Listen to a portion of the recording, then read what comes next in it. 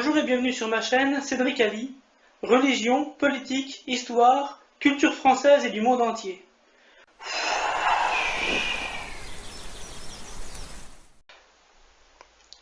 Bismillah ar-Rahman ar-Rahim. Par le nom de Dieu, le clément, le miséricordieux. Assalamu alaykum wa rahmatullahi wa barakatuh. La paix soit sur vous et la miséricorde de Dieu et sa bénédiction. Je vous souhaite à tous le bonjour et une bonne fête de l'Aïd aux musulmans. Cette vidéo est une réponse à la vidéo d'Aldrius intitulée « L'islamophobie, c'est mal ?» Point d'interrogation. Je suis abonné à la chaîne d'Aldrius car tous les deux nous sommes adhérents de l'UPER, fondé par François Célineau. Et d'ailleurs j'invite Aldrius à aller jeter un petit coup d'œil sur mes vidéos pro-UPER. J'ai donc une opinion plutôt favorable d'Aldrius, même si je ne suis pas un fan de toutes ses vidéos. Et évidemment, sur la vidéo d'Aldrius sur l'islamophobie, j'ai quelques points de divergence. Je vais diviser ma critique constructive de la vidéo d'Aldrius en 7 parties correspondant en gros au déroulé de celle-ci. Première partie, l'histoire. Deuxième partie, le djihad. Troisième partie, l'interprétation du Coran. Quatrième partie, laïcité et athéisme. Cinquième partie, islamophobie. Sixième partie, le musulman, le gauchiste et le féministe. Septième partie, conclusion. Première partie, l'histoire. Tout au début de sa vidéo, à 1 minute 13, Aldrius dit: L'islam, c'est quoi? C'est une religion monothéiste apparue au Moyen-Orient durant le 7e siècle de notre ère, l'hégire étant daté de 622 d'après les manuels scolaires. Mais ce n'est pas une question de manuel scolaire, mais de calendrier, de manuscrits et d'archéologie. Par exemple, les récits des chroniques andalouses fixent la bataille de Poitiers, de l'an 732 après Jésus-Christ, en l'an 114 de l'hégire. Et il existe de nombreux monuments du Proche et du Moyen-Orient qui sont datés par des dates hégiriennes d'inauguration, écrites en mosaïque ou gravées. De plus, l'hégire et les grandes lignes de la vie du prophète Mohammed sont résumées et rapportées, et parfois un petit peu déformées, dans des textes chrétiens, juifs ou perses, du 1er siècle de l'islam, comme par exemple dans la chronique arménienne du pseudo-Sébéos, écrite en l'an 40 de l'hégire, c'est-à-dire en 660 après Jésus-Christ, et qui raconte: à cette époque, il y avait un des enfants d'Ismaël du nom de Mohammed, un marchand. Il se présenta à eux comme sur l'ordre de Dieu, en prédicateur, comme étant le chemin de la vérité. Il leur apprit à connaître le Dieu d'Abraham, car il était très instruit et très versé dans l'histoire de Moïse. Comme l'ordre venait d'en haut, ils se rallièrent tous, sur l'autorité d'un seul, à l'unité de loi, et abandonnant les cultes de vanité, retournèrent au Dieu vivant qui s'était révélé à leur père Abraham. Mohammed leur prescrivit de ne manger la chair d'aucun animal mort, de ne pas boire de vin, de ne pas mentir et de ne pas forniquer. Il ajoutait: Dieu a promis par serment ce pays à Abraham et à sa postérité, après lui, en toute éternité. Il a agi selon sa promesse, lorsqu'il aimait Israël. Or vous êtes les fils d'Abraham, et Dieu réalise en vous la promesse faite à Abraham et à sa postérité. Aimez seulement le Dieu d'Abraham. Allez vous emparer de votre territoire, que Dieu a donné à votre père Abraham, et personne ne pourra vous résister dans le combat, car Dieu est avec vous. Cité dans la dignité de l'islam par Michel Orcel. Il n'y a pas 300 ans de vide entre le prophète Mohammed et les hadiths de Bukhari et Muslim, comme le prétendent certains islamophobes qui prétendent que Mahomet serait un personnage fictif comme Krishna, le Père Noël ou Harry Potter. Ces islamophobes devraient bien comprendre que le prophète Mohammed, même en tant qu'athée, est aussi historique que le roi David, Jésus-Christ, le Bouddha ou le roi Arthur. Ce n'est pas parce qu'un personnage historique devient héroïque ou mythique ou même divin qu'il n'a pas eu d'existence réelle et historique, et que les récits historiques qui le concernent ne seraient que des fables et des mythes. Puis Aldrius dit: Cette religion s'axe principalement sur un livre qui fait office de code juridique, le Coran. Le Coran a 114 sourates et 6236 versets. Adréus reprend plus loin la distinction traditionnelle entre sourates mécoises et sourates médinoises, qu'il commente ainsi. Et les paroles les plus violentes du Coran furent écrites durant les guerres tribales à Médine, ce qu'on appelle les versets médinois. Puis ajoute: C'est une religion patriarcale, misogyne, intolérante dans ces versets médinois. Or, sur les 114 sourates du Coran, seules 27 sont médinoises. Et sur ces 27 sourates médinoises, il n'y en a que 11 sourates médinoises qui sont législatrices. Les numéros 2, 4, 5, 8, 9, 22, 14, 33, 47, 60 et le numéro complémentaire, le 65. Il n'y a au total que 377 versets sur les 6236 du noble Coran qui soient législatifs, soit 6% du texte coranique. Et je précise que ce sont des recherches que j'ai fait moi-même, ce ne sont pas des chiffres de Wikipédia ou de tel ou tel site musulman.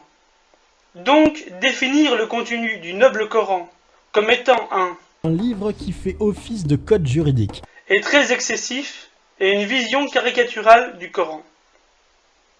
Ensuite, pour résumer la révélation et l'édition du Coran, Adréus utilise un extrait d'une vidéo de Majid Oukasha, qui est un apostat converti à l'athéisme. Drôle de choix partisan, alors qu'il y a de nombreux imams qui font des vidéos sur internet. Bonjour à tous, assalamu alaikum, je suis en compagnie du professeur Michael Langlois. Donc au lieu de présenter en fait la thématique comme je le fais actuellement, j'ai préféré me diriger vers un spécialiste qui va vous orienter vis-à-vis des questions qu'on va lui soumettre.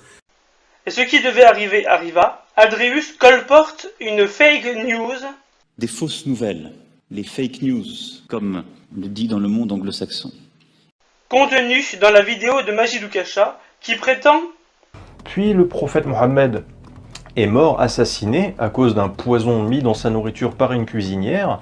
Ce mensonge forgé par les islamophobes est fondé sur une interprétation frauduleuse inventée en 2016 par Hella Houardi, une prof de français tunisienne, dans son livre Les derniers jours de Mohammed, à partir d'un hadith qui rapporte que le prophète a dit au soir de sa vie: Ô Aïcha, je ne cesse de ressentir le mal de la nourriture que j'ai mangée à Khaybar.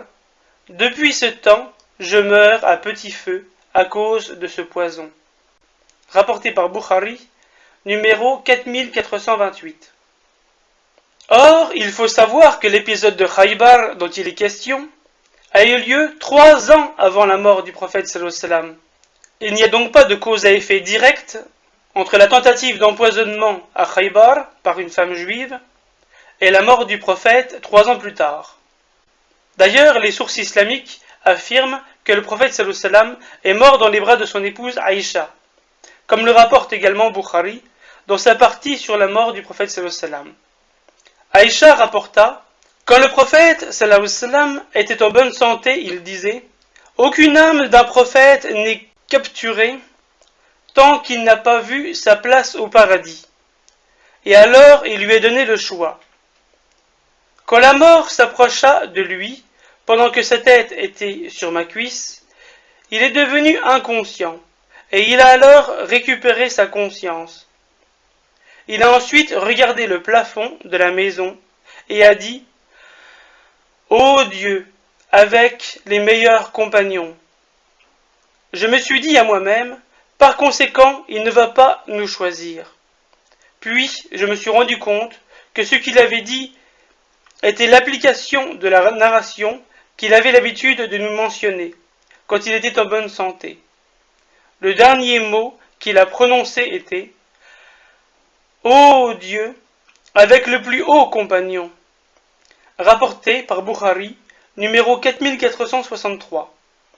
Ce hadith est confirmé à plusieurs reprises dans Bukhari, au numéro 4435, 4436, 4437, 4438, 4440 et 4449.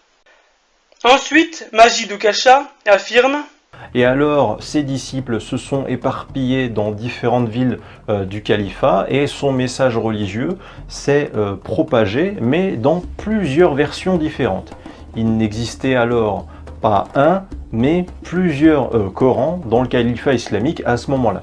Et c'est là qu'intervient le calife Othman qui, environ 15 ans après la mort du prophète Mohammed, a chargé une commission sous son autorité de créer une seule version du Coran, compilée dans un seul corpus, un seul livre, et il a notamment fait brûler toutes les autres versions écrites du Coran divergentes qu'il voulait détruire sur son territoire. Tout comme le prophète Mohammed, le calife Othman a lui aussi fini assassiné, pas empoisonné, mais tué de plusieurs coups de couteau. Il reconnaît donc qu'il n'y a que 15 ans entre la mort du prophète sallallahu alayhi wa sallam et l'édition actuelle du Coran, qui fut l'œuvre d'une commission nommée par Othman ibn Affan. Or, ce calife était tout à fait légitime pour cela, car il était la 6e personne convertie à l'islam et le double gendre du prophète Mohammed sallallahu alayhi wa sallam, car il avait épousé sa fille Ruqayya, et à la mort de celle-ci, il a ensuite épousé une autre de ses filles, Kulthum. Majid Ukasha fait semblant d'ignorer qu'il ne s'agit pas d'autres versions écrites du Coran divergentes, mais seulement de manuscrits individuels et privés. D'ailleurs, Ali ibn Abu Talib, qui fut calife après Othman, ne publia pas une version chiite du Coran, et les chiites ont d'ailleurs le même Coran que les sunnites. Othman ibn Affan est mort en martyr, assassiné par un petit groupe d'insurgés égyptiens qui agirent pour des raisons politiques et non religieuses.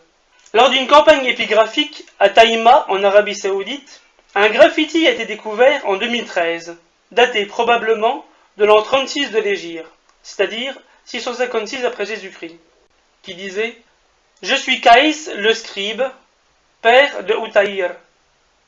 Que Dieu maudisse celui qui a assassiné Othman ibn Affan et ceux qui ont insisté à ce meurtre sans pitié. » Cité dans Calife, prince et compagnon dans les graffitis du début de l'islam, page 65. Majid Ukasha veut créer une relation de cause à effet entre l'édition officielle du noble Coran par Othman ibn Affan, en l'an 647, et son martyre 9 ans plus tard, en l'an 656 après Jésus-Christ. Alors que, comme je l'ai dit, il fut assassiné pour des raisons politiques. Quand je serai calife, à la place du calife! En effet, l'islam a instauré à sa naissance un régime politique d'une nouvelle forme, le califat. Ce califat n'était pas une monarchie dynastique héréditaire, mais une élection. Ainsi, Abu Bakr fut élu calife le 8 juin 632. À sa mort, c'est Omar ibn Khattab qui fut élu calife le 23 août 634. Puis, après son martyre, assassiné par un païen zoroastrien iranien, c'est Othman ibn Affan qui fut élu calife le 7 novembre 644. Après son martyr, c'est Ali ibn Abu Talib, qui est le premier imam des chiites, qui fut élu calife le 17 juillet 656. Il mourut de la mort des martyrs à l'âge de 63 ans, après avoir exercé le pouvoir pendant 4 ans et 9 mois. Ce sont les 4 califes bien guidés des sunnites. Et c'est ensuite Muawiyah, gouverneur de Syrie depuis 21 ans, qui s'empara du pouvoir sans élection et fonda la première dynastie califale, les Omeyyades, qui régnèrent depuis Damas durant 89 ans. Partie 2. Le djihad. Je rappelle en préambule que la traduction la plus courante du Coran, celle justement utilisée et citée par Aldrius, est celle de Mohammed Hamidullah, un Indien musulman né à Hyderabad et exilé en France après l'annexion de cet État par la République indienne en 1948. Ce n'était donc ni un arabophone de naissance, ni un francophone de naissance. Sa traduction, datant de 1959, c'est-à-dire au beau milieu de la guerre d'Algérie, fut la première faite en français par un musulman. Le royaume d'Arabie Saoudite et les autorités salafistes préfèrent utiliser, pour leurs éditions francophones, la traduction de Denise Masson, publiée en 1967. Quant à moi, la traduction française à laquelle je préfère faire référence est celle de Jacques Berck de 2002. Or, les versets cités par Aldrius font justement partie de ces versets mal traduits. La pire traduction du Coran étant celle d'Albin de Kassimiansky, un juif hongrois, datant de 1840, et qui est encore publiée de nos jours aux éditions Garnier-Flammarion, malgré sa médiocrité et son islamophobie évidente. On ne compte plus le nombre de versets de celui-ci qui appellent au meurtre ou bien à l'oppression des femmes par l'homme. Je peux donner quelques exemples. Sourate 2, verset 128. Les maris sont supérieurs aux femmes. Aldrius, dès sa première citation du Coran, est frappé de la même maladie qui frappe de nombreux islamophobes qui, comme l'Antéchrist, sont borgnes et ne peuvent voir que des demi-vérités et citer des demi-versets. Rien de nouveau sous le soleil, car le Coran en parle déjà. Et ne mêlez pas le faux à la vérité, ne cachez pas sciemment la vérité. Ainsi, Aldrius cite fautivement et partiellement la sourate 2, verset 128, qui est en réalité le verset 228 de la sourate 2, dont le texte entier est celui-ci. Et les femmes divorcées doivent observer un délai d'attente de 3 menstrues. Et il ne leur est pas permis de taire ce qu'Allah a créé dans leur ventre si elles croient en Allah et au jour dernier. Et leurs époux seront plus en droit de les reprendre pendant cette période s'ils veulent la réconciliation. Quant à elles, elles ont des droits équivalents à leurs obligations, conformément à la bienséance. Mais les hommes ont cependant une prédominance sur elles, et Allah est puissant et sage. Aldrius cite ensuite les versets 190 et 191, qui comprennent plusieurs erreurs de traduction. Sourate 2, verset 190. Combattez dans le sentier d'Allah ceux qui vous combattent et ne transgressez pas. Certes, Allah n'aime pas les transgresseurs. Sourate 2, verset 191. Et tuez-les où que vous les rencontriez, et chassez-les d'où ils vous ont chassés. L'association est plus grave que le meurtre. Mais ne les combattez pas près de la mosquée sacrée avant qu'ils ne vous aient combattu. S'ils vous y combattent, tuez-les donc. Telle est la rétribution des mécréants. Je vous mets en visuel la traduction plus exacte de Jacques Berck, où je souligne les différences avec la traduction à l'audio que je vous mets, qui est celle de Mohamed Hamidullah, utilisée par Aldrius. Combattez dans le sentier d'Allah ceux qui vous combattent, et ne transgressez pas. Certes, Allah n'aime pas les transgresseurs. Et tuez-les où que vous les rencontriez, et chassez-les d'où ils vous ont chassés. L'association est plus grave que le meurtre. Mais ne les combattez pas près de la mosquée sacrée avant qu'ils ne vous y aient combattu. S'ils vous y combattent, tuez-les donc. Telle est la rétribution des mécréants. S'ils cessent, Allah est, certes, pardonneur et miséricordieux. Et combattez-les jusqu'à ce qu'il n'y ait plus d'association et que la religion soit entièrement à Allah seul.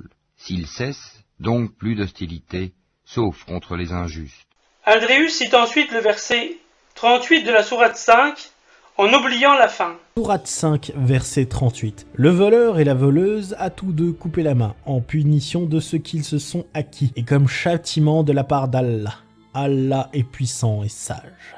Mais quiconque se repent après son tort et se réforme, Allah accepte son repentir, car Allah est certes pardonneur et miséricordieux. Quant au verset 30 de la sourate 9, Sourate 9, verset 30. Les Juifs disent « Uzaïr est le fils d'Allah » et les chrétiens disent « Le Christ est le fils d'Allah ». Telle est leur parole provenant de leur bouche. Ils imitent le dire des mécréants avant eux, qu'Allah les anéantisse. Je ne comprends pas où est le problème, car le passage traduit « qu'Allah les anéantisse » n'est pas un verset juridique appelant au djihad, mais un verset eschatologique qui parle de l'au-delà et des souffrances des mécréants en enfer. Aldrius affirme « J'ai pas eu de mal à trouver tous ces versets violents du Coran, ils sont connus et versent dans le manichéisme, la misogynie, la haine des chrétiens et des juifs. » Et effectivement, ce n'est pas dur d'en trouver à l'appel, puisque des sites d'extrême droite et des sites israélo-évangéliques passent leur temps à en sortir ad nauseum. Et quand il n'y a pas de verset coranique suffisamment sanglant, violent, misogyne ou antisémite qu'ils voudraient pour leur propagande, les islamophobes forgent de faux versets du Coran et de faux hadiths. Aldrius cite ainsi lui-même l'exemple d'un de ces faux versets. Petit erratum, il n'y a absolument aucun verset du Coran qui appelle à tuer des juifs. Le verset auquel je fais référence était un faux qui a été utilisé dans un tract anti-islam. Mais bon, rassurez-vous, l'islam n'est toujours pas une religion de paix. Il y a aussi par exemple ce faux verset du Coran qu'on trouve dans des manuels scolaires, et qui ne sont absolument pas les vrais versets 29, 97 ou 98 de la sourate 4, qui parle du commerce et de l'exil des musulmans persécutés, mais qui est en réalité une fausse compilation de versets de la sourate 9, verset 29, et de la sourate 4, versets 95 et 96, savamment découpés pour faire dire au Coran ce que l'on veut, et cela dans des manuels scolaires. Andrius ajoute ensuite, avec bienveillance, Le truc à savoir, c'est que Mohammed fut un chef de guerre et il vaudrait mieux parler de chef d'État, avec certes toutes les fonctions que cela implique. les paroles les plus violentes du Coran furent écrites durant les guerres tribales à Médine, ce qu'on appelle les versets médinois, alors qu'il existe bien d'autres versets qui, eux, sont bien plus bons vis-à-vis des autres personnes. Comme je l'ai dit auparavant, les lois ne représentent que 6% des versets du noble Coran. Mais en plus, Andrius commet une erreur très répandue, qui est de croire que les versets surnommés les versets de l'épée, révélés à Médine, abrogeraient tous les versets de paix révélés à la Mecque. Andrius donne ensuite 4 citations tolérantes du noble Coran. Sourate 17, verset 26, et donne aux proches parents ce qu'il est dû, ainsi qu'aux pauvres et aux voyageurs en détresse, et ne gaspille pas indûment. Sourate 90, verset 12 à 17, et qui te dira ce qu'est la voie difficile, c'est délier un joug à franchir un esclave, ou nourrir en un jour de famine un orphelin, proche, parent, ou un pauvre dans le dénouement, et c'est être, en outre, de ceux qui croient et s'enjoignent mutuellement l'endurance, et s'enjoignent mutuellement la miséricorde. Sourate 19, verset 33, et que la paix soit sur moi, Jésus, le jour où je naquis, le jour où je mourrai et le jour où je serai ressuscité vivant. Sourate 10, verset 25, Allah appelle à la demeure de la paix et guide qui le veut vers un droit chemin.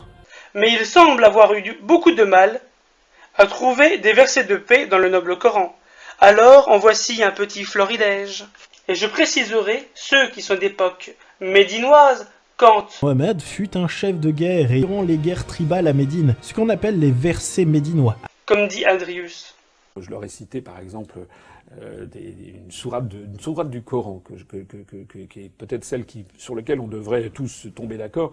C'est la sourate numéro 2, Al-Baqarah, c'est le verset 256, qui dit « La ikraha fid din », c'est-à-dire nulle contrainte en religion. Voilà. Donc ça, c'est un des versets du Coran sur lequel on peut faire fond pour trouver justement une religion tout à fait apaisée. C'est comme dans la Bible, si vous voulez. Vous pouvez trouver dans l'Ancien Testament des appels au meurtre. Regardez le Lévitique ou le Deutéronome. Mais en définitive, vous pouvez aussi trouver dans la Bible des versets qui sont tout à fait différents. Donc les religions, que ce soit... moi, je suis de tradition catholique, bien entendu, mais les religions, le christianisme, l'islam peuvent au XXIe siècle parfaitement coexister, à condition, bien entendu, eh bien que l'État et la République française soient ce qu'elles ont toujours été, c'est-à-dire fassent régner la concorde, l'harmonie entre les habitants, et puis la justice sociale également. Ce verset cité par Asselineau est de l'époque médinoise, car il fut révélé pour interdire la conversion forcée à l'islam d'Arabes judaïsés apparentés à la tribu juive des Banu Nadir après la défaite militaire de cette tribu juive de Médine en août 625, c'est-à-dire en l'an 4 de l'Hégire, d'après le livre Asbab al-Nuzul, écrit par Ali ibn Ahmad al-Wahidi. Et parmi les gens du livre, il y en a qui, si tu lui confies un quintard, te le rend. Mais il y en a aussi qui, si tu lui confies un dinar, ne te le rendra que si tu l'y contrains sans relâche. Tout cela parce qu'ils disent, ces Arabes qui n'ont pas de livre n'ont aucun chemin pour nous contraindre. Ils profèrent des mensonges contre Allah alors qu'ils savent. Au contraire, quiconque remplit sa promesse et craint Allah, Allah aime les pieux. Ce verset, qui concerne plus particulièrement les Juifs, d'après les commentateurs, rappelle qu'il y a parmi eux des gens honnêtes et des gens malhonnêtes, et qu'il ne faut pas tous les mettre dans le même sac. À noter d'ailleurs que quand le prophète a combattu les 3 tribus juives de Médine, les Banu Kaynuka, les Banu Nadir et les Banu Quraïza, Il n'a pas considéré comme les antisémites que c'étaient tous des juifs et qu'ils devaient être tous expulsés ou exterminés, mais il a considéré que chacune de ces tribus était une entité politique séparée, et donc il a combattu et expulsé chacune de ces tribus séparément, avec un jugement adapté au comportement de chacune d'elles. Et il permit malgré tout aux Juifs qui n'étaient apparentés à aucune de ces trois tribus de pouvoir rester à Médine, et l'on sait par exemple, d'après les hadiths, que le prophète sallallahu alayhi wa sallam avait à sa mort une de ses cuirasses qui était mise en gage auprès d'un Juif de Médine. Cela pour dire et pour faire réfléchir que la tribu des Juifs de France ne devrait donc pas être tenue pour responsable des agissements de la tribu des Juifs américains ou de la tribu des Juifs israéliens. Mais ils ne sont pas tous pareils. Il est, parmi les gens du livre, une communauté droite qui, aux heures de la nuit, récite les versets d'Allah en se prosternant. La sourate 3 est médinoise et date principalement de l'entrevue du prophète sallallahu alayhi wa sallam avec les chrétiens de Najran qui étaient venus du Yémen et de leur pacte d'alliance avec l'État musulman en l'an 631, en l'an 10 de l'Hégire. Vous sont permises aujourd'hui les bonnes nourritures. Vous est permise la nourriture des gens du livre, et votre propre nourriture leur est permise. Vous sont permises les femmes vertueuses d'entre les croyantes, et les femmes vertueuses d'entre les gens qui ont reçu le livre avant vous, si vous leur donnez leur mare, avec contrat de mariage, non en débauché ni en preneur d'amante. Et quiconque abjure la foi, alors vaine devient son action, et il sera dans l'au-delà du nombre des perdants. Ô croyants, soyez stricts dans vos devoirs envers Allah, et soyez des témoins équitables, et que la haine pour un peuple ne vous incite pas à être injuste. Pratiquez l'équité, cela est plus proche de la piété, et craignez Allah, car Allah est certes parfaitement connaisseur de ce que vous faites. Et sur toi, Mohammed, nous avons fait descendre le livre avec la vérité, pour confirmer le livre qui était là avant lui, et pour prévaloir sur lui.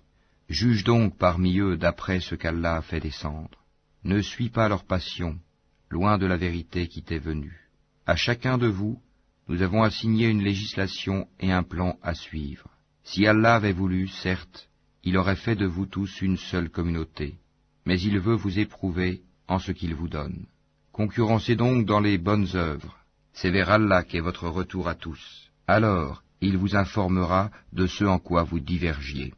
Tu trouveras certainement que les Juifs et les associateurs sont les ennemis les plus acharnés des croyants.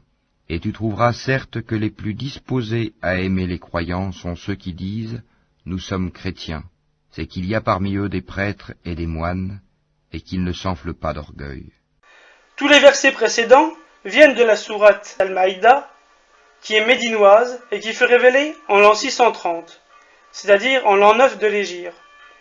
Et s'ils inclinent à la paix, incline vers celle-ci toi aussi, et place ta confiance en Allah, car c'est lui l'audient, l'omniscient. Verset qui est encore mécois et qui fut révélé juste après la bataille de Badr.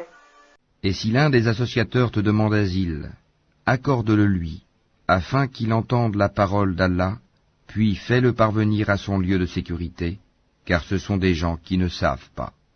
Qui est une sourate médinoise et qui est l'avant-dernière sourate révélée. Si ton Seigneur l'avait voulu, tous ceux qui sont sur la terre auraient cru, est-ce à toi de contraindre les gens à devenir croyants?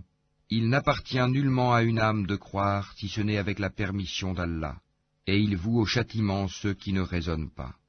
Cette fois-ci, c'est bien une sourate mécoise. Par la sagesse et la bonne exhortation, appelle les gens au sentier de ton Seigneur, et discute avec eux de la meilleure façon, car c'est ton Seigneur qui connaît le mieux celui qui s'égare de son sentier, et c'est lui qui connaît le mieux ceux qui sont bien guidés. Là aussi, c'est encore une sourate mécoise. Ô homme, nous vous avons créé d'un mâle et d'une femelle, et nous avons fait de vous des nations et des tribus, pour que vous vous entreconnaissiez. Le plus noble d'entre vous auprès d'Allah est le plus pieux. Allah est certes omniscient et grand connaisseur. Cette fois-ci, c'est une sourate médinoise. Il se peut qu'Allah établisse de l'amitié entre vous et ceux d'entre eux dont vous avez été les ennemis. Et Allah est omnipotent et Allah est pardonneur et très miséricordieux.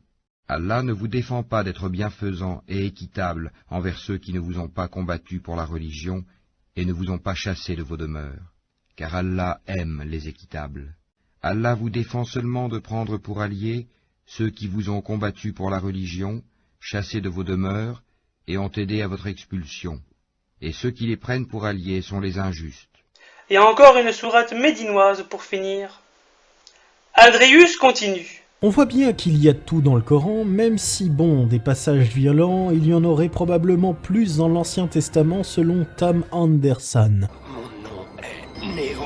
Un ingénieur et développeur en informatique qui a créé un programme faisant une base de données des mots utilisés dans les deux livres. De ce que je vois du Coran, c'est que c'est un livre qui peut être aussi sujet à interprétation comme à peu près toutes les religions. Pour la paix, aucune interprétation. Par contre, pour la violence, oui, on doit interpréter.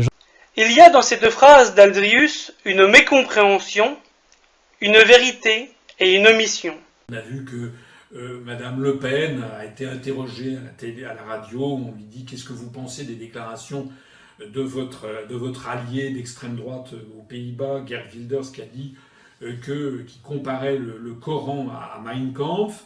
Et Madame Le Pen a dit ben oui, elle trouve que c'est tout à fait normal, qu'on doit avoir le droit de comparer le Coran à Mein Kampf. Bien entendu, elle ne dit pas la même chose pour d'autres religions. Moi, si j'avais été à la place de Madame Le Pen et que l'on m'eût posé cette question, j'aurais répondu que cette comparaison était scandaleuse, parce qu'on ne compare pas un des plus grands textes religieux de l'humanité avec les écrits d'Adolf Hitler. D'ailleurs, c'est tendancieux, puisqu'on trouve des appels au crime et au meurtre dans beaucoup d'autres textes religieux. Il n'y a pas seulement que dans le Coran. Il suffit d'aller lire la Torah, d'aller lire la Bhagavad Gita de l'hindouisme, par exemple, et bien d'autres pour découvrir qu'il y a des appels à des sanctions qui vont à la lapidation, au meurtre. Voilà. Et la Bhagavad Gita, le plus grand texte de l'hindouisme, est fondé sur un appel au meurtre. Bon. Il est vrai que l'Ancien Testament contient de très nombreux passages violents, comme par exemple « Quand tu t'approcheras d'une ville pour lui faire la guerre, tu l'inviteras à la paix. Et s'il arrive qu'elle te fasse une réponse de paix et qu'elle s'ouvre à toi, alors tout le peuple qui sera trouvé dedans te sera tributaire et te servira. Et si elle ne fait pas la paix avec toi, mais qu'elle fasse la guerre contre toi, tu l'assiégeras. Et quand l'Éternel, ton Dieu, la livrera en ta main, tu frapperas tous les mâles par le tranchant de l'épée. Mais les femmes et les enfants et le bétail et tout ce qui sera dans la ville, tout son butin, tu le pilleras pour toi. Et tu mangeras le butin de tes ennemis que l'Éternel, ton Dieu, t'aura donné. C'est ainsi que tu feras à toutes les villes qui sont très éloignées de toi, qui ne sont point des villes de ces nations-ci, mais des villes de ces peuples-ci que l'Éternel ton Dieu te donne en héritage, tu ne laisseras en vie rien de ce qui respire, car tu les détruiras entièrement comme un anathème, le Héthien et l'Amoréen, le Cananéen et le Phérézien, le Hévien et le Jébusien, comme l'Éternel ton Dieu te l'a commandé. Mais il y a aussi un oubli chez Andrius, comme chez Asselineau, c'est la violence de certaines scènes ou de certaines paroles du Nouveau Testament qui ont servi de base aux opinions de saint Augustin, du bienheureux pape Urbain II, de sainte Jeanne d'Arc, de Martin Luther et de Jean Calvin, qui influenceront le droit ecclésiastique durant l'Antiquité, le Moyen-Âge, les guerres de religion et même la colonisation jusqu'au Concile de Vatican II. Par exemple, « Mais malheur à vous, scribes et pharisiens hypocrites, car vous fermez le royaume des cieux devant les hommes, car vous n'entrez pas vous-même, ni ne permettez à ceux qui entrent d'entrer. Malheur à vous, scribes et pharisiens hypocrites, car vous parcourez la mer et la terre pour faire un prosélyte, et quand il l'est devenu, vous le rendez fils de la géhenne 2 fois plus que vous. Malheur à vous, guides aveugles, qui dites « Quiconque aura juré par le temple, ce n'est rien, mais quiconque aura juré par l'or du temple est obligé. Fous et aveugles, car lequel est le plus grand, ou l'or, ou le temple qui sanctifie l'or? Serpents, race de vipères, comment échapperez-vous au jugement de la géhenne? C'est pourquoi, voici, moi je vous envoie des prophètes, et des sages, et des scribes, et vous en tuerez, et vous en crucifierez, et vous en fouetterez dans vos synagogues, et vous les persécuterez de ville en ville, en sorte que vienne sur vous tout le sang juste versé sur la terre, depuis le sang d'Abel le juste, jusqu'au sang de Zacharie, fils de Barachi, que vous avez tué entre le temple et l'autel. En vérité, je vous dis, toutes ces choses viendront sur cette génération. Et le gouverneur dit, mais quel mal a-t-il fait? Et il s'écriait encore plus fort, disant, qu'il soit crucifié.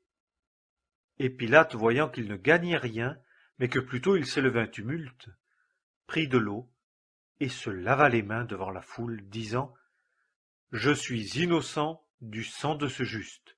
Vous y aviserez. Et tout le peuple répondant dit, que son sang soit sur nous et sur nos enfants. Le maître dit à l'esclave, va-t'en dans les chemins et le long des haies, et contrains les gens d'entrer, afin que ma maison soit remplie. Car je vous dis qu'aucun de ces hommes qui ont été conviés ne goûtera de mon souper. Et de grandes foules allaient avec lui. Et se tournant, il leur dit, si quelqu'un vient à moi et ne hait pas son père, et sa mère, et sa femme, et ses enfants, et ses frères, et ses sœurs, et même aussi sa propre vie, il ne peut être mon disciple. Et quiconque ne porte pas sa croix, et ne vient pas après moi, ne peut être mon disciple.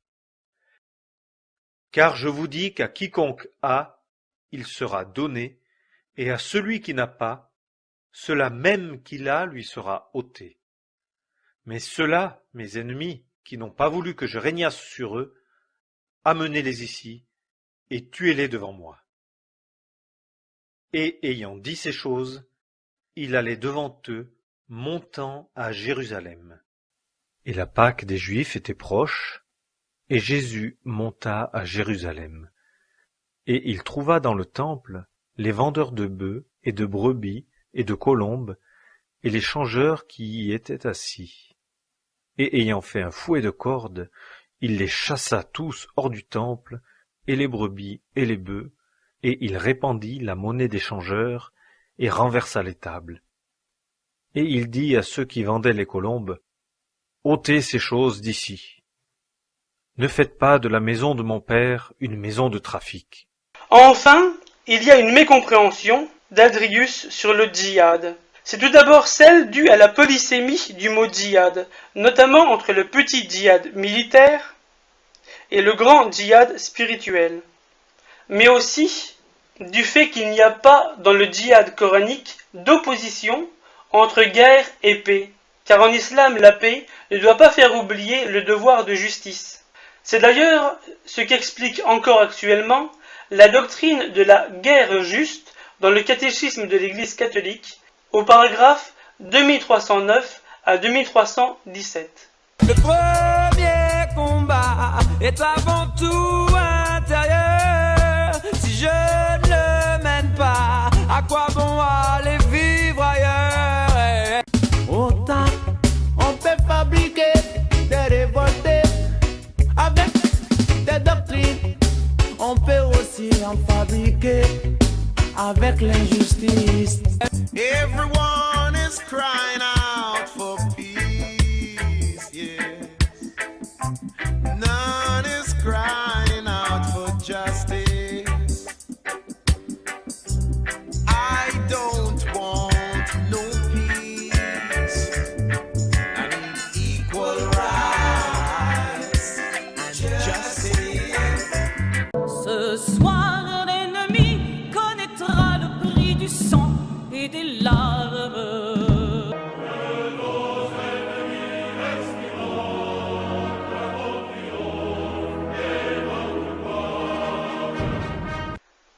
Ainsi, le petit djihad militaire est défini dans le noble Coran par ces trois versets structurants. Premièrement, par le premier verset qui a autorisé le djihad. Autorisation est donnée à ceux qui sont attaqués de se défendre, parce que vraiment ils sont lésés. et Allah est certes capable de les secourir. Ceux qui ont été expulsés de leur demeure, contre toute justice, simplement parce qu'ils disaient « Allah est notre Seigneur ».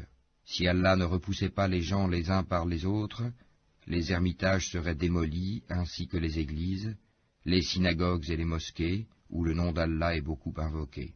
Allah soutient certes ceux qui soutiennent sa religion. Allah est assurément fort et puissant. Deuxièmement, par la volonté de protéger la veuve et l'orphelin.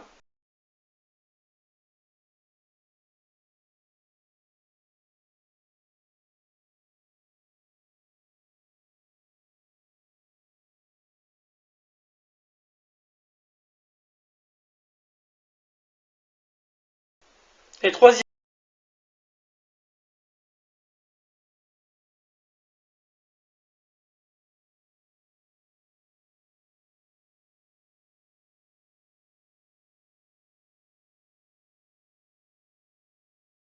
Parmi ceux qui ont reçu le livre, jusqu'à ce qu'ils versent la capitation par leurs propres mains, après s'être humiliés. troisième partie, l'interprétation du Coran.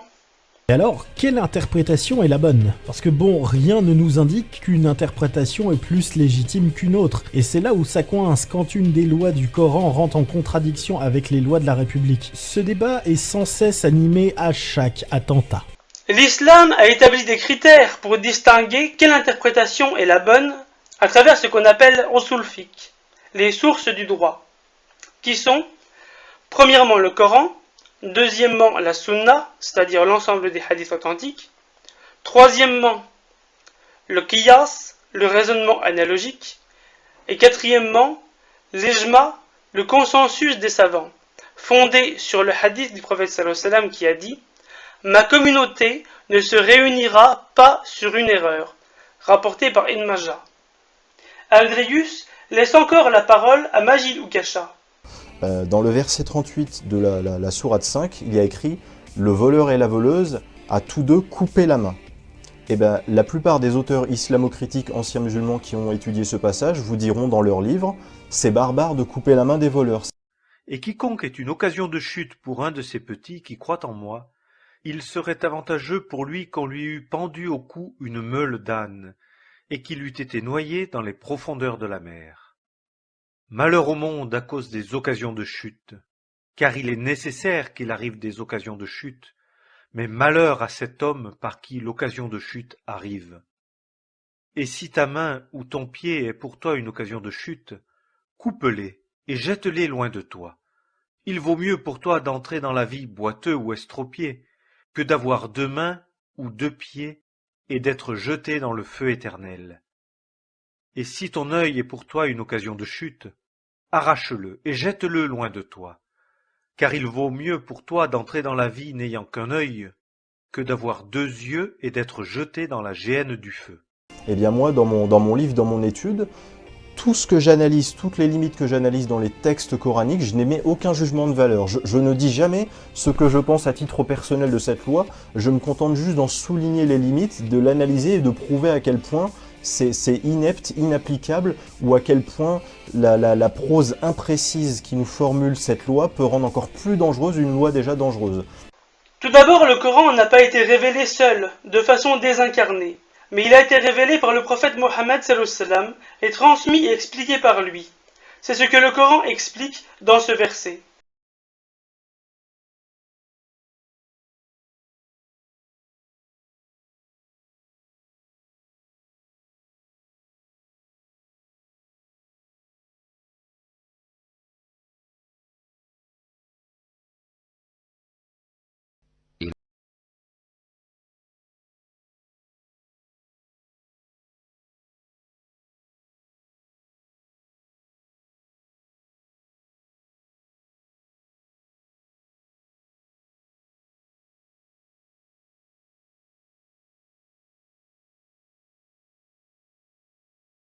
Et moi, quand j'ai lu ce texte, je me suis dit, tiens, c'est curieux, le Dieu Allah ne précise pas quelle main couper. Ce qui fait qu'en fait, c'est à l'humain de devoir combler une indécision divine et de devoir choisir la main. Pareil, le voleur et la voleuse à tous deux couper la main, il n'y a pas précisé l'âge minimum du voleur. Donc si je veux un voleur de 12 ans, je lui coupe la main. Pareil, il n'y a pas écrit de montant minimum du larcin. Donc si je veux, un voleur de pommes, juste pour une pomme, je lui coupe la main. Avec un clin d'œil à une scène d'Aladin de Disney, Tu as l'air d'avoir faim. Tiens. J'espère pour toi que tu as de quoi payer. Payer? Pas de chapardage, pas à mon étalage. Oh, pardon, monsieur. Je n'ai pas d'argent sur moi. Voleuse. Je vous en prie. Je vais en demander au sultan, si vous me laissez rentrer au palais. Connais-tu le châtiment réservé aux voleurs? Non, je vous en supplie. ainsi Majidou Kacha fait semblant, dans ses questions, quelle main, quel âge, quel montant, d'ignorer qu'il s'agit d'une miséricorde de Dieu, explicitement mentionnée dans le Coran. Ô les croyants, ne posez pas de questions sur des choses qui, si elles vous étaient divulguées, vous mécontenteraient. Et si vous posez des questions à leur sujet, pendant que le Coran est révélé, elles vous seront divulguées. Allah vous a pardonné cela, et Allah est pardonneur et indulgent.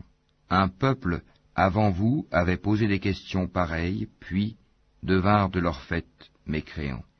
Car plus il y avait de lois explicites révélées dans le Coran, et moins il y avait pour les juristes et pour les croyants la possibilité d'adapter la charia au temps et au lieu. Voir à ce sujet les notions de la charia qui sont, premièrement, le principe de préférence, qui découle du verset « Allah veut pour vous la facilité, il ne veut pas la difficulté pour vous ». Coran, sourate 2, verset 185. Et le deuxième principe, qui est l'acceptation du droit coutumier, qui ne contredit pas la révélation, fondé sur le verset « bil ma'rouf », conformément à l'usage. Coran, sourate 2, verset 233.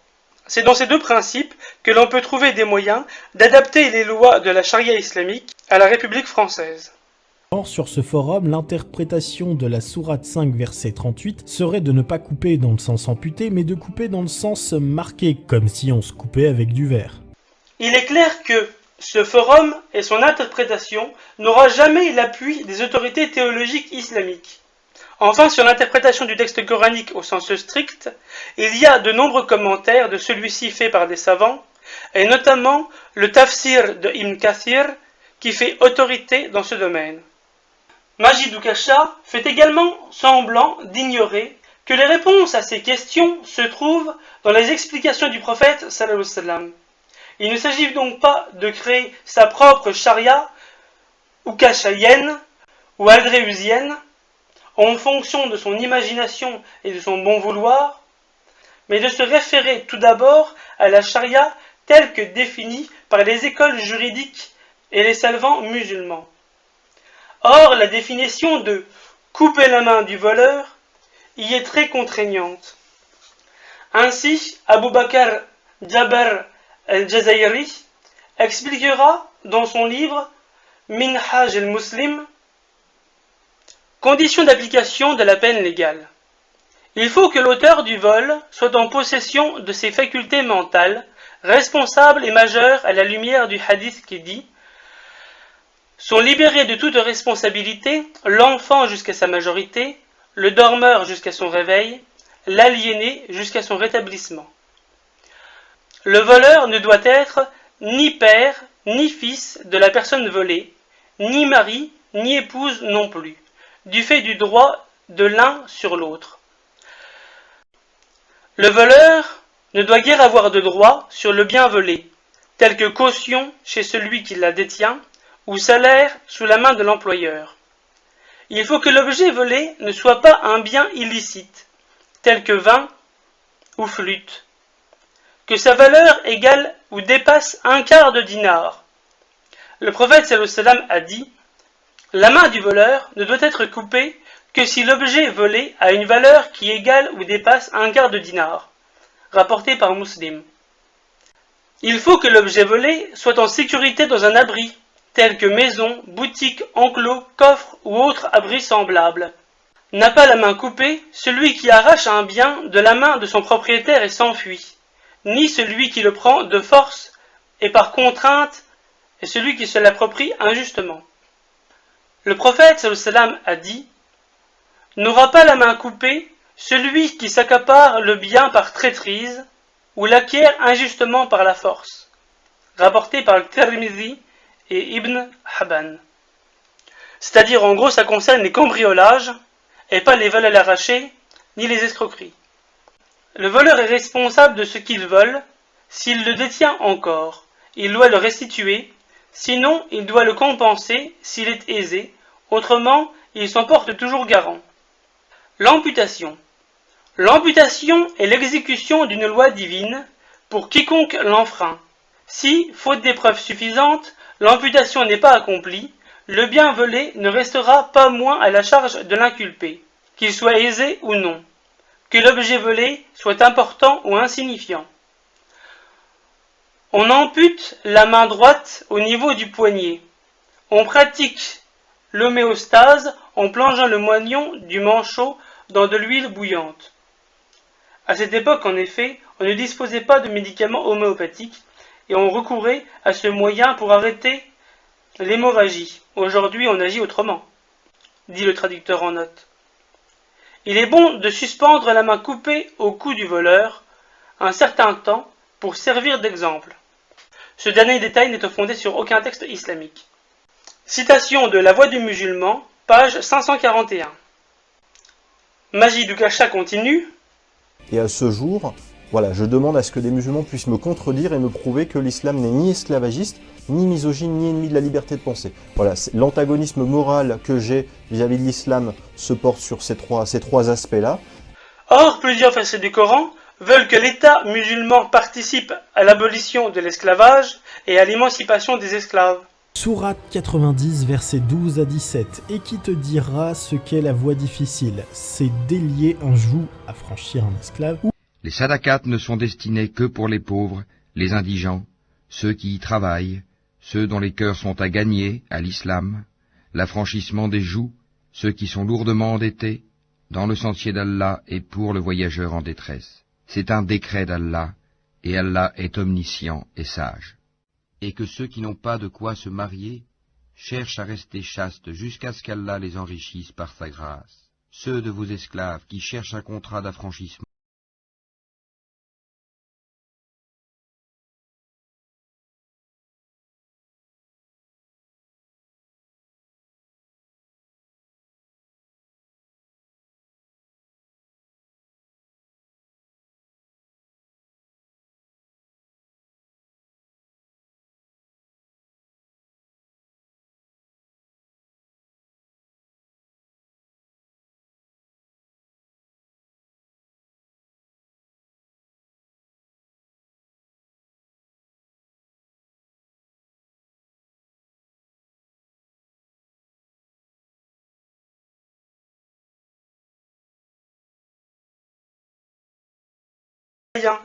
Parmi lesquels ils combattent.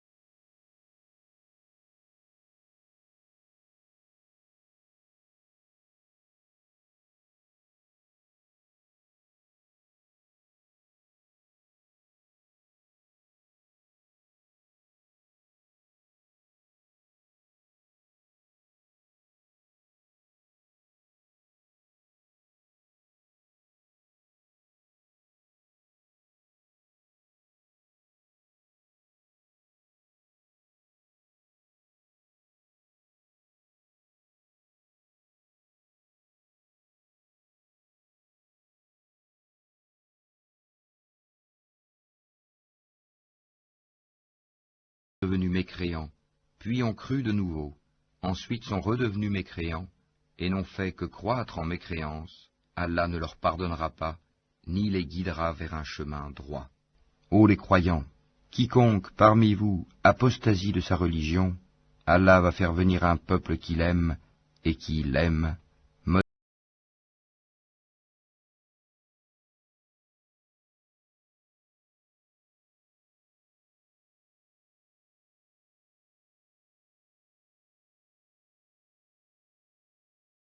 Et omniscient. Tu as donc été obligé de compléter ta citation bancale du Coran par une citation d'un hadith rapporté par Bukhari, le numéro 6922, qui doit être complété par un hadith explicatif qu'on trouve chez Bukhari et Muslim et qui est le 14e du livre Les 40 hadiths de Nawawi. Ibn Mas'ud a dit, l'envoyé d'Allah sallam a dit, le sang du musulman est interdit, sauf en 3 cas. Le marié qui commet l'adultère, l'auteur d'un homicide volontairement, et le renégat qui délaisse la communauté. Hadith Sahih rapporté par Bukhari, 6878, et Muslim, 1302. Andreus pose la question. Oui, bon nombre de terroristes islamistes n'ont jamais lu le Coran, en revanche Daesh l'a lu, et eux ont leur interprétation de celui-ci. Pourquoi les terroristes de Daesh ne seraient pas dans le vrai? Parce que leur façon d'agir est contraire à notre morale occidentale et à nos lois avant tout. Andreus, dans sa formulation, semble paraphraser le sketch des inconnus sur la façon de reconnaître le bon musulman du mauvais musulman. Mais au fond, quelle différence y a-t-il entre le bon et le mauvais chasseur? Je l'attendais celle-là. Non, mais le mauvais chasseur, bon bah c'est le gars qui a un fusil, il voit un truc qui bouge, il tire. Ouais, bien sûr. Il tire. Et le bon chasseur? Le bon chasseur, c'est un gars, bon bah il a un fusil, il voit un truc qui bouge, il tire, mais... Bah c'est pas la même chose, quoi. Bon, il y a le bon chasseur, puis il y a le mauvais chasseur, hein. Il y a le viandard, puis il y a le non-viandard. T'as le mauvais chasseur, il voit un truc, il tire. Il tire. Le bon chasseur, il voit un truc. Bon, il tire, mais c'est un bon chasseur, hein. Bah oui, bien sûr. C'est ça, voilà, c'est la différenciation. On peut pas, on peut pas les confondre les deux. Il y a le mauvais chasseur. Le mauvais chasseur, c'est un mec qui voit un truc, il tire. Voilà. Bon, ça c'est sûr. Alors là, on le reconnaît à la ronde. Qui loupe pas, là. Et le bon chasseur, il voit un truc, il tire. Mais bon. Mais bon, c'est un bon chasseur, quoi. Je veux dire, c'est pas... Je veux dire, ça... Bon, de toute façon, ça c'est les questions à la con. Il faut leur expliquer aux gens parce qu'ils savent pas faire la différence après. Les terroristes sont des mauvais musulmans et des hérétiques, car ils n'appliquent pas le Coran et la Sunna, qui sont très clairs sur les règles du djihad. C'est de l'hébreu, tiré du Talmud, et cela dit quiconque sauve une vie, sauve le monde entier. C'est pourquoi nous avons prescrit pour les enfants d'Israël que quiconque tuerait une personne non coupable d'un meurtre ou d'une corruption sur la terre, c'est comme s'il avait tué tous les hommes. Et quiconque lui fait don de la vie, c'est comme s'il faisait don de la vie à tous les hommes. En effet, nos messagers sont venus à eux avec les preuves, et puis voilà qu'en dépit de cela, beaucoup d'entre eux se mettent à commettre des excès sur la terre. Sur l'assassinat des femmes et des enfants. Comme le rappelle cet extrait d'un site salafiste, premièrement, il n'est pas permis dans une guerre de tuer délibérément les femmes et les enfants pour de nombreux arguments dont les plus connus sont Al-Bukhari, numéro 3015, et Muslim, numéro 1744, ont rapporté que Ibn Omar a dit « J'ai découvert une femme tuée au cours d'une expédition du messager d'Allah, sallallahu alayhi wa sallam. Dès lors, le messager d'Allah, sallallahu alayhi wa sallam, a interdit de tuer les femmes et les enfants. » Muslim, numéro 1731, a rapporté que Buraïda a dit « Quand le messager d'Allah sallallahu alayhi wa sallam nommait un général pour lui confier la direction d'une armée ou d'un commando, il lui recommandait la crainte d'Allah et le bon traitement des musulmans qui l'accompagnent. Ensuite, il disait « Allez, battez-vous au nom d'Allah sur le chemin d'Allah. Combattez ceux qui ne croient pas en Allah. Battez-vous, ne vous emparez pas d'un butin illicite, ne trahissez pas, ne mutilez personne, ne tuez pas d'enfants. » Une version citée par Bayhaqi dans son Sunan al-Kubra, numéro 17934, dit « Ne tuez ni un enfant, ni une femme, ni un vieillard. Quatrième partie, laïcité et athéisme. Je suis assez d'accord avec Aldrius quand il dit Parce que la laïcité a été plus ou moins modifiée dans son sens de base, qu'on a une contradiction politique qui se crée vis-à-vis de l'islam. La laïcité ne consiste pas à mettre toutes les religions sur un piédestal. Ça consiste à s'affranchir de la religion pour agir dans l'intérêt commun tout en protégeant la liberté de conscience et de culte, c'est-à-dire une stricte séparation des églises et de l'État. Il y a parmi les Français une trinité d'interprétations de la laïcité. Premièrement, la laïcité de droite, qui veut combattre l'islam et protéger le catholicisme. Deuxièmement, une laïcité de gauche, qui veut combattre l'Église catholique et protéger les musulmans. Et troisièmement, une laïcité athéiste, qui veut combattre l'Église catholique et l'islam. Mais ma définition de la laïcité n'est pas précisément celle du Larousse, mais celle des articles 1 et 2 de la loi du 9 décembre 1905 concernant la séparation des églises et de l'État. Article 1. La République assure la liberté de conscience. Elle garantit le libre exercice des cultes sous les seules restrictions édictées ci-après dans l'intérêt de l'ordre public. Article 2. La République ne reconnaît, ne salarie ni ne subventionne aucun culte, etc. Bref, c'est évident que nos élites politiques et nos médias sont là à défendre le multiculturalisme. Je rappelle que la laïcité ne concerne que l'État et les fonctionnaires, c'est-à-dire le domaine public, mais que ça ne concerne pas le reste, et notamment les entreprises et les médias privés. J'ai rien contre le fait que les gens croient en Dieu ou bien en Satan, mais par contre, leur foi doit selon moi rester personnelle. On n'a pas de preuve de l'existence de l'un ou de l'autre, mais rien ne nous interdit d'y croire. C'est une question de foi. En revanche, l'idée de signe ostentatoire me paraît déplacée en un sens, car c'est comme crier sur tous les toits que l'on croit en des choses jamais prouvées comme vraies. Moi, je vois ça comme quelqu'un qui afficherait de manière ostensible qu'il croit aux licornes dures comme fer sans en avoir jamais vu une seule dans sa vie. Et je rappelle que la laïcité, ce n'est pas de l'athéisme d'État, et que la Déclaration universelle des droits de l'homme du 10 décembre 1948 affirme, dans son article 18, l'article 18 de la Convention des droits de l'homme protège la liberté de pensée, de conscience et de religion. Ce droit implique la liberté de changer de religion ou de conviction, ainsi que la liberté de manifester sa religion ou sa conviction, seul ou en commun, tant en public qu'en privé. La France a déjà goûté à cette forme d'intolérance anti-religieuse dont rêve Aldrius. C'était la période de la terreur, où on remplaçait le Dieu catholique trinitaire par le culte de l'être suprême, et où les églises étaient transformées en temples de la raison, et où les noms des villages Saint-Pierre, Saint-Philippe et Saint-Martin devenaient les villages de liberté, égalité et fraternité. Pour moi, je vois la laïcité en France comme un modus vivendi entre les différentes communautés religieuses, ethniques ou autres, et comme ce qui empêche qu'on puisse m'imposer à moi le christianisme comme religion d'État, comme c'est le cas au Danemark, en Islande, en Grèce, en Irlande, en Italie, et même en Alsace-Moselle, où la laïcité ne s'applique pas, mais où c'est le concordat napoléonien qui s'applique. Et là aussi, merci aux vieux catholiques d'extrême droite, européistes, Robert Schuman. Lol. Je vois aussi la laïcité comme la continuité de l'histoire de France, car les rois de France n'ont jamais été des grenouilles de bénitier et des idolâtres de la papauté. Et les souverains français ont plusieurs fois été excommuniés par l'Église catholique. Dans la mentalité générale, on pense que le roi est catholique et donc il est toujours tout à fait d'accord avec l'Église. On en est loin, on en est très très loin. Nous avons eu Robert II le Pieux, qui a été excommunié en 998 par Grégoire V pour avoir épousé sa cousine Berthe de Bourgogne.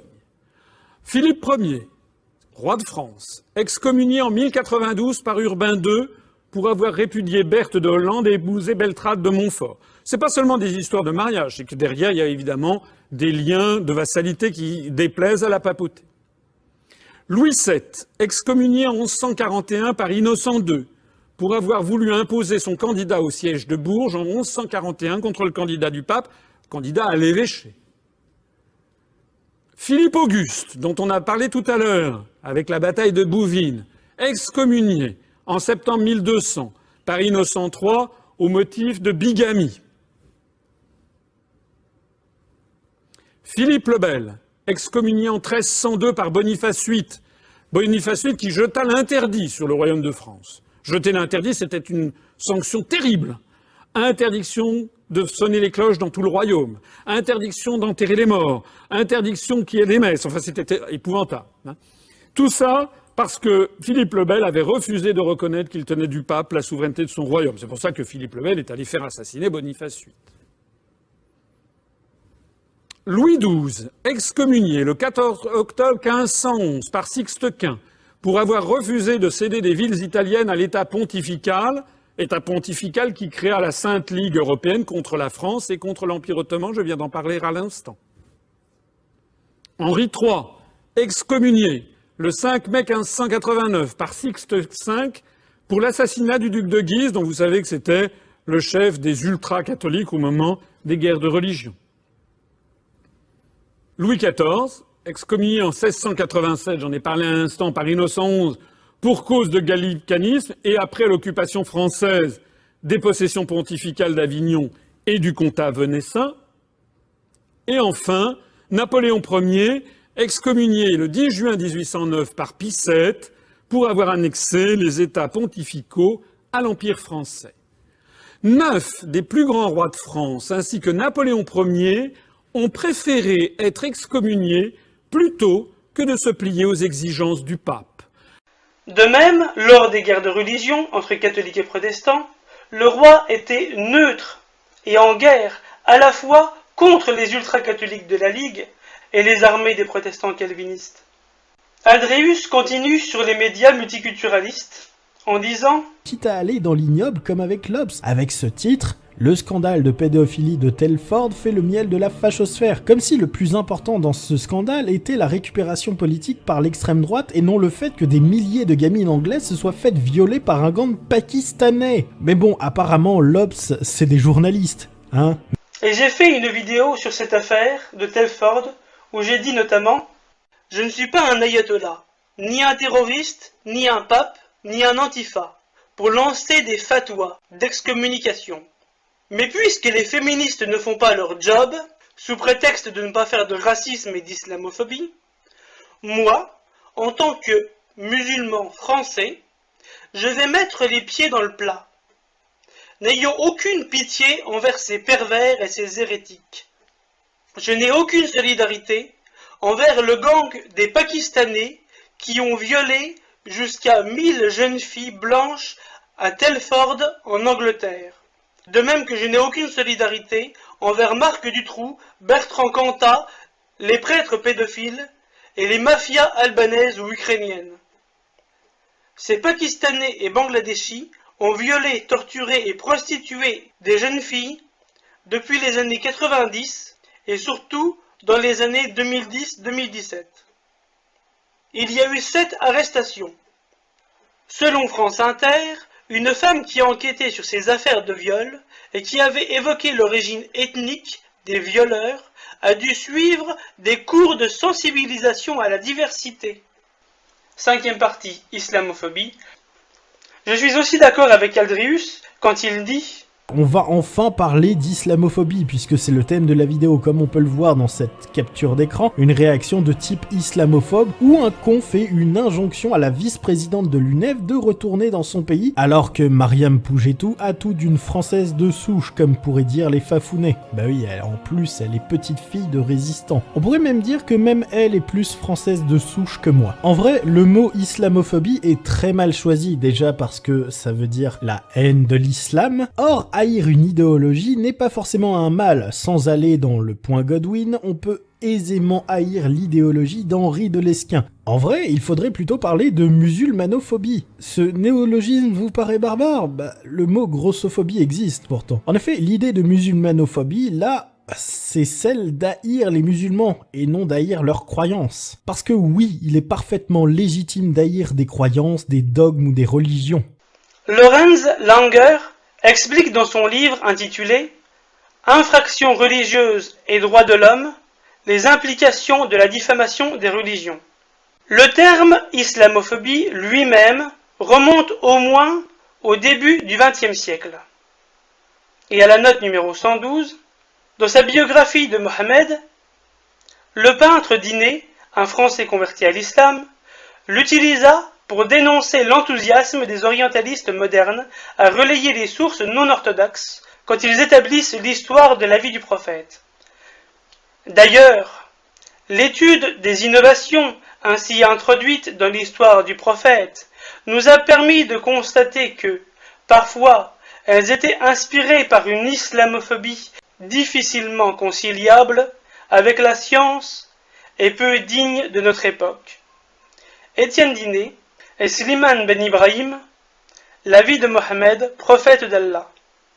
Citation de Religious Offense on Human Rights, The Implications of Defamation of Religions, page 221. Alors pourquoi pas utiliser le mot de musulmanophobie ou de muslimophobie, pour reprendre l'étymologie arabe, pour parler de la haine des musulmans. Revenons à nos moutons, comme on dit au bled pendant la fête de l'Aïd al-Kabir. Concernant l'islamophobie, le Coran réprouve bien évidemment les insultes faites à Dieu, aux prophètes et à ses anges, paix à eux tous, et il considère cela comme de l'apostasie de la part d'un musulman. Certes, Allah et ses anges prient sur le prophète. Ô vous qui croyez, priez sur lui et adressez-lui vos salutations. Ceux qui offensent Allah et son messager, Allah les maudit ici-bas, comme dans l'au-delà, et leur prépare un châtiment avilissant. Et ceux qui offensent les croyants et les croyantes, sans qu'ils l'aient mérité, se chargent d'une calomnie et d'un péché évident.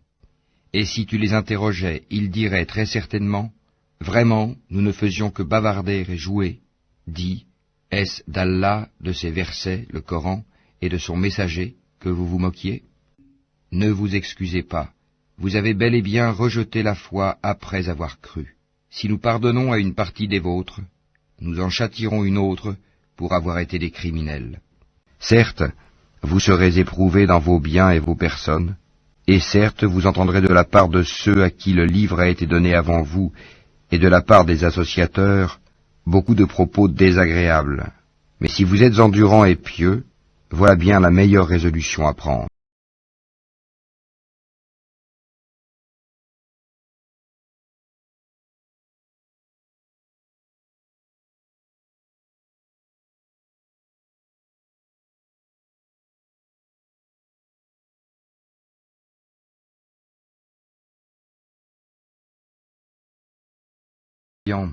N'adoptez pas pour alliés ceux qui prennent en raillerie et jeu votre religion, parmi ceux à qui le livre fut donné avant vous, et parmi les mécréants.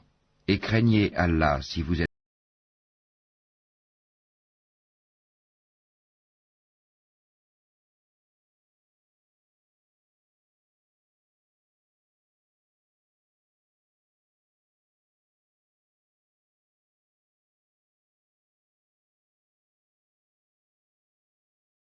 repousse le mal par ce qui est meilleur, et voilà que celui avec qui tu avais une animosité devient tel un ami chaleureux. Mais ce privilège n'est donné qu'à ceux qui endurent, et il n'est donné qu'aux possesseurs d'une grâce infinie. N'injuriez pas ceux qu'ils invoquent en dehors d'Allah, car par agressivité, ils injurieraient Allah dans leur ignorance. De même, nous avons enjolivé aux yeux de chaque communauté sa propre action. Ensuite, c'est vers leur Seigneur que sera leur retour, et il les informera de ce qu'ils œuvraient. Partie 6. Le musulman, le gauchiste et le féministe. Adréus affirme, et je suis d'accord avec lui, Autre hypocrisie, là c'est côté musulman ou bien côté gauchiste comme Usul ou sa vidéo sur l'islamophobie. Il fit intervenir Usulman qui n'a eu de cesse que de dire que la France est raciste et islamophobe. D'ailleurs à ce sujet je vous conseille l'excellente vidéo de Sanglier Sympa qui débunk cette merde pondue par Usul. Évidemment cette vidéo d'Usul est sur la chaîne de Mediapart où l'on sait qu'Edoui Plenel est un proche de l'infâme Tariq Ramadan. Il y a 5 mois, j'avais d'ailleurs mis ce commentaire sur cette vidéo. Quand on est une minorité religieuse ou ethnique ou linguistique dans un pays, ce n'est jamais facile. Mais dire que la France est un pays raciste, c'est honteux. Et centrer tous les débats sur les différences religieuses ou ethniques ou sexuelles, c'est juste diviser pour mieux régner. Et même si la majorité des musulmans sont attachés à leur religion et à leur culture d'origine, ils sont peu intéressés par des partis politiques qui se disent musulmans. Adréus enchaîne ensuite sur l'infâme Tariq Ramadan, petit-fils du fondateur des frères musulmans. Tout d'abord, Tariq Ramadan n'est pas un imam, ni un ouléma, ni un faqih, ni un ayatollah. Il est un professeur d'université en islamologie. C'est donc plus un prof de philo qu'un prêtre catholique. Donc même s'il est aussi médiatique et populaire que Raphaël Enthoven, il n'a jamais eu aucune influence religieuse auprès des théologiens musulmans, qu'ils soient en France ou à l'étranger, que ce soit dans les écoles juridiques de rite hanafite, malékite, chafite ou hanbalite, et encore moins pour tout ce qui concerne les salafistes d'Arabie Saoudite, qui le considèrent comme un ennemi. Et même parmi les frères musulmans, c'est plutôt le théologien Youssouf Qaradawi qui, depuis le Qatar, influence le plus cette confrérie. Pourquoi dis-je infâme? Pour demander un moratoire sur la lapidation au lieu de son interdiction, faut vraiment être con ou malhonnête selon moi. Il a notamment dit que c'est pour faire avancer ce débat dans la communauté musulmane. À ça, 2 problèmes. Le premier, c'est qu'on n'interdit pas purement et simplement une pratique barbare et qu'on ne fait que la suspendre. Comme pour la punition coranique des voleurs, précédemment donnée, la définition de la femme adultère, et bien évidemment de l'homme adultère, car les chrétiens ont tendance à ne considérer que la femme adultère, est très contraignante dans la charia, comme l'explique aussi Abu Bakr Jaber el-Jazairi dans son livre. But de l'interdiction de l'adultère, c'est pour veiller à la pureté de la société musulmane et à l'intégrité de la réputation des musulmans, de leur dignité, de leur filiation et de la limpidité de leur âme. La peine de l'adultère, cette peine varie d'une personne à une autre.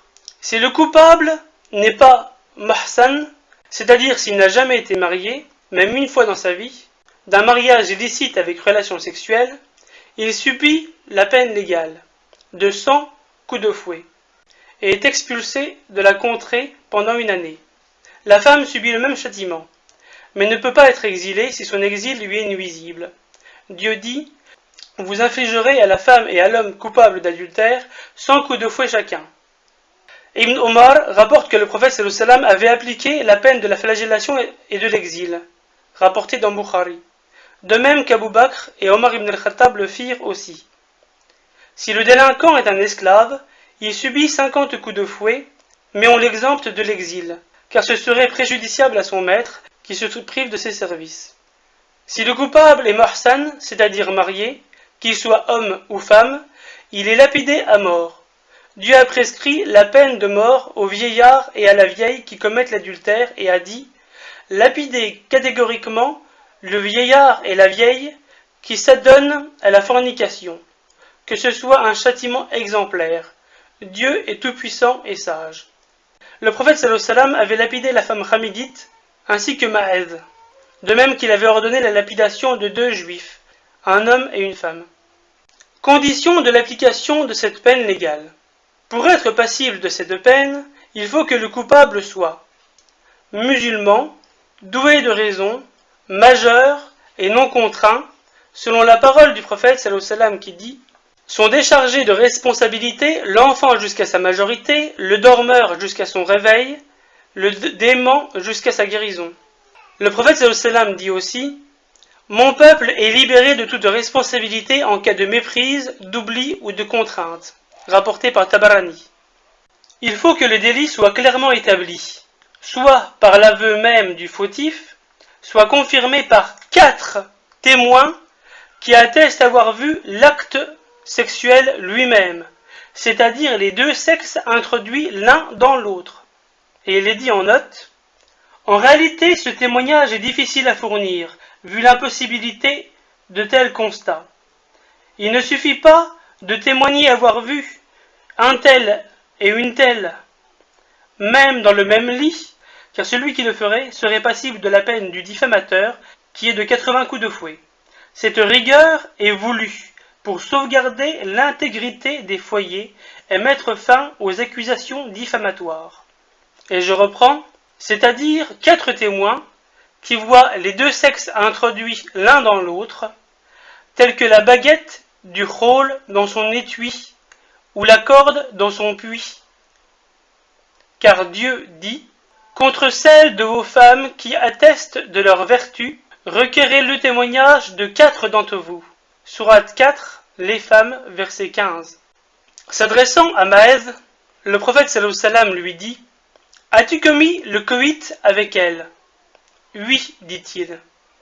C'est-à-dire comme la baguette de khôl dans son étui, ou comme la corde dans son puits, dit le prophète. Ou bien le délit est attesté par la grossesse de la femme, qui, interrogée à son sujet, ne peut pas fournir de preuves pour se défendre, telle qu'elle a été violée par exemple, et qu'elle a été touchée par méprise, ou qu'elle ignorait l'interdiction de l'adultère. Si elle justifie son état par une preuve semblable, elle échappe à la peine. Et le prophète sallallahu alayhi wa sallam dit, évitez la peine légale en cas de doute. À propos de l'épouse de Ajlami, le prophète sallallahu alayhi wa sallam a dit, s'il m'aurait été permis de lapider quelqu'un sans témoignage, je l'aurais fait pour celle-ci. Il faut que le délinquant ne se désavoue pas avant l'application de la peine légale et dise « je suis innocent ». S'il le fait, on lui épargne le châtiment. On rapporte que Maez, touché par les pierres, s'enfuit en criant « Ramenez-moi auprès du prophète, sallallahu alayhi wa sallam. Les miens m'avaient trompé, il m'avait assuré que le prophète sallallahu alayhi wa sallam ne me tuerait pas. » Mais il fut atteint et lapidé jusqu'à la mort.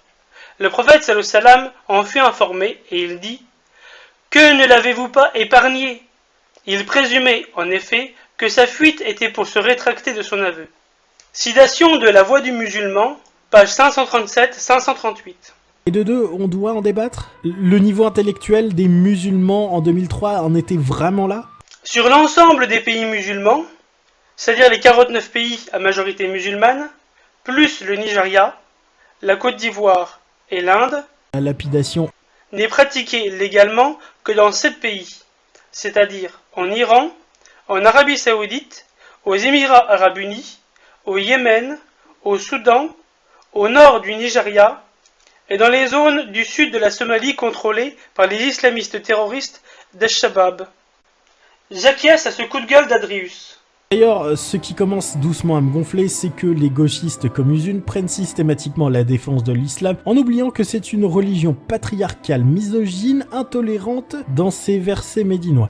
Car comme beaucoup de musulmans de France, je suis économiquement de gauche, avec des valeurs de solidarité économique et d'antiracisme, mais sociétalement de droite, avec les valeurs de la famille traditionnelle. Les gens de la droite, que sont les gens de la droite?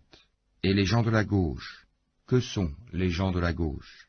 Et surtout, ces adeptes sont pour certains d'entre eux de bons gros réacs, comme en atteste ce sondage réalisé par le CNRS et Sciences Po en 2016, où l'on voit que sur les questions d'homosexualité, les musulmans ont un avis plutôt sacrément réac. Oui, si ces élèves en 2015 avaient un avis pas très progressiste, c'est sûrement que leur environnement familial ne les pousse pas à avoir des idées progressistes.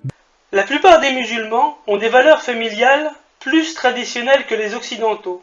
L'islam n'a pas une vision égalitariste ou même confusionniste comme c'est le cas en Occident aujourd'hui, et surtout parmi les milieux gauchistes et féministes. Commençons simplement. Alors, non, rire de bon cœur de blagues oppressives ne fait pas de vous des racistes ou des misogynes, tout au plus des gros beaufs. Et puis pourquoi ne devrions-nous pas rire des défauts de tout le monde? Je suis monsieur, je suis madame, regarde, ce n'est pas un drame. Il en va de soi que les JW vont militer aussi pour la cause LGBT, ou LGBTQ, ou LGBTQP, enfin bref, à la longue on peut... Mais l'islam a une vision de complémentarité entre les hommes et les femmes. Le verset 34 de la sourate 4, En-Nisa, les femmes, que tu cites, fait partie également des versets mal traduits par Mohamed Hamidullah. Elle doit plutôt être compris comme dans la traduction faite par Jad Berk que je vous mets à l'écran, que vous pouvez ainsi comparer à la version audio, qui est celle de Mohamed Hamidullah.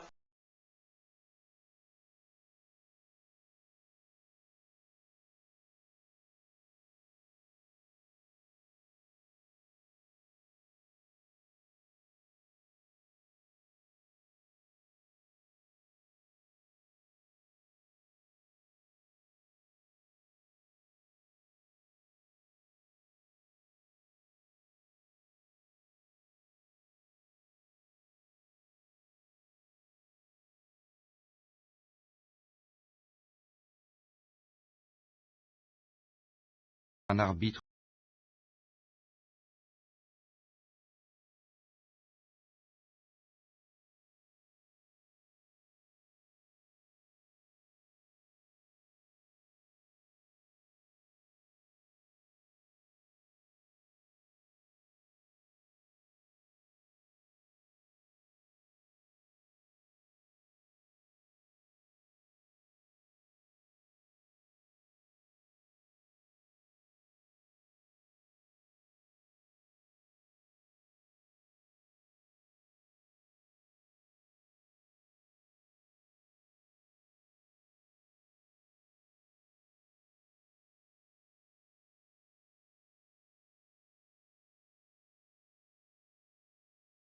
Aussi ouvertement, dans ce verset, un appel à la monogamie. Et si vous craignez de n'être pas juste envers les orphelins, il est permis d'épouser 2, 3 ou 4 parmi les femmes qui vous plaisent, mais si vous craignez de n'être pas juste avec celle-ci, alors une seule, ou des esclaves que vous possédez. Cela afin de ne pas faire d'injustice, ou afin de ne pas aggraver votre charge de famille. Et voici un florilège de versets coraniques, 2 mécois et 4 médinois, sur la vision islamique des hommes et des femmes qui se complètent les uns les autres dans le couple. C'est lui qui vous a créé d'un seul être, dont il a tiré son épouse, pour qu'il trouve de la tranquillité.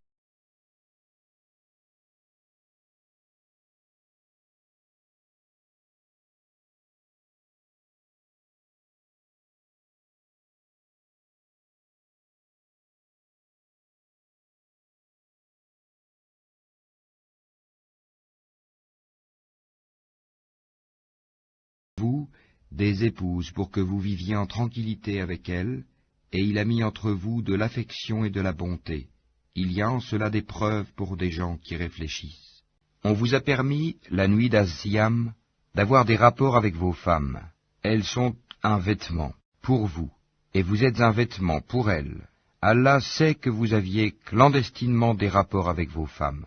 Il vous a pardonné et vous a gracié. Cohabitez donc avec elles maintenant, et cherchez ce qu'Allah a prescrit en votre faveur.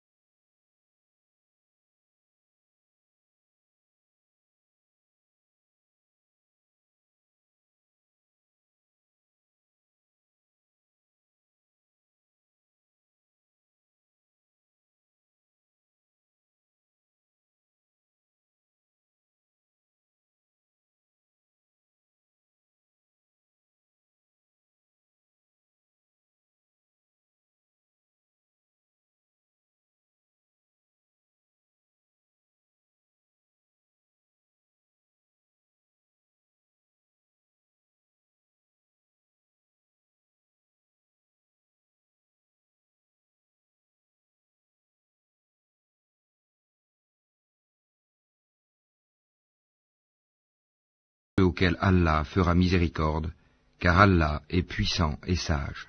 Aux croyants et aux croyantes, Allah a promis des jardins, sous lesquels coulent les ruisseaux, pour qu'ils y demeurent éternellement, et des demeures excellentes, au jardin d'Éden du séjour permanent. Et la satisfaction d'Allah est plus grande encore, et c'est là l'énorme succès. Andrius s'excite en fin de vidéo en disant: Ok, le voile symboliquement c'est comme si c'était la femme qui était impure, mais le voile n'est qu'un bout de tissu qu'on peut enlever, c'est symbolique, c'est surtout une envie de se distinguer des autres par la religion. Et ça, Andrius, c'est 999. Das war ein Befehl! Der Angriff Steiners war ein Befehl! Wer sind Sie? Ce n'est pas du tout ce qu'enseigne l'islam, qui dit à propos du voile: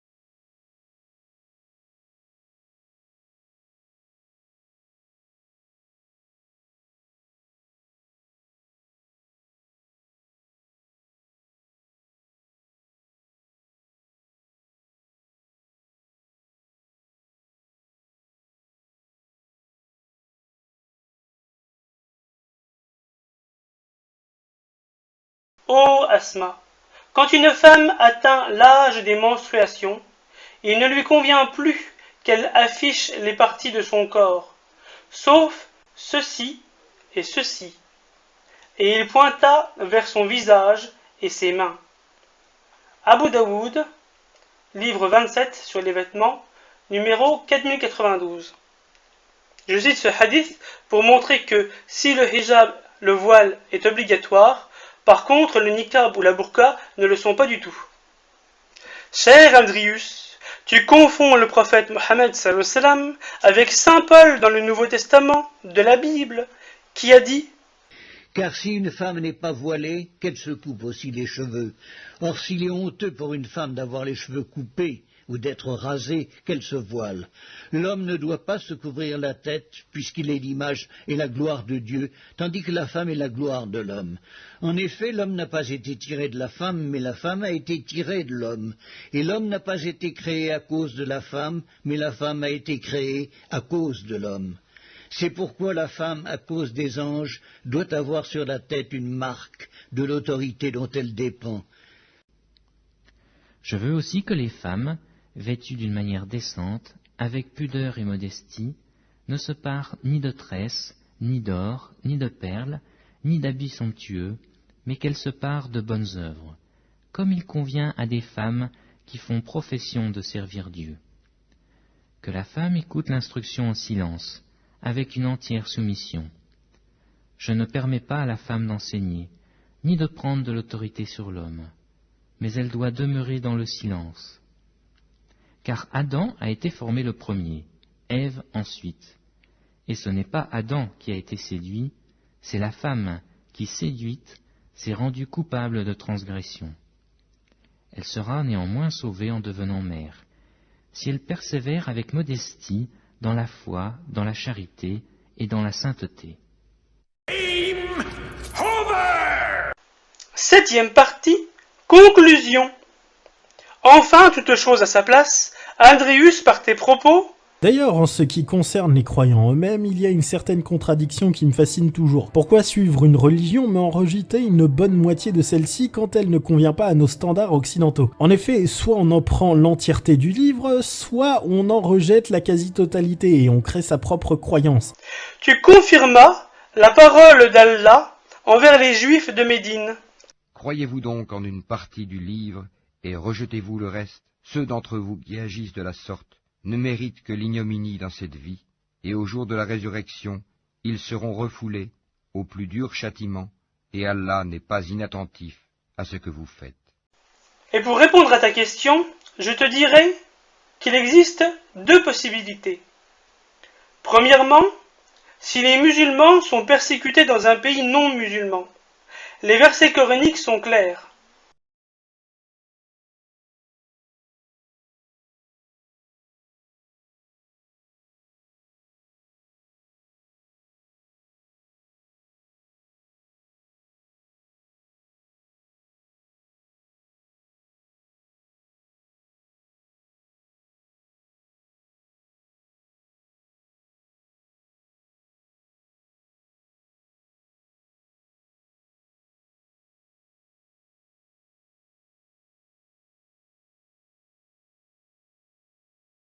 Et par contre, deuxièmement, Al-Mawardi écrit ainsi: si le musulman est capable de pratiquer